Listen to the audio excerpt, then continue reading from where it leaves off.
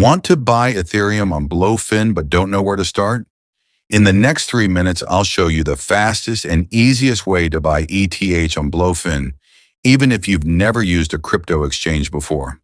No confusing jargon, no wasted time, just a simple, step-by-step process. Let's get started. Step 1. First, create your Blofin account. Sign up using your email or phone number. Create a strong password and complete the identity verification if it's required in your region. Once your account is ready, log in. Step 2. Next, go to the spot trading section. Search for the ETH/USDT trading pair. You'll see two order types. A market order buys Ethereum instantly at the current market price. This is the easiest option for beginners. A limit order lets you choose the exact price you want to pay. Your order will only execute if the market reaches that price.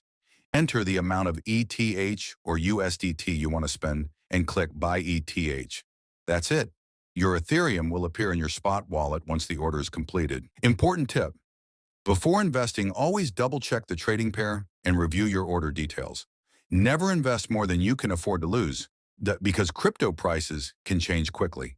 If this guide helped you, hit the like button, subscribe for more simple crypto tutorials, and let me know in the comments what Blofin tutorial you'd like to see next.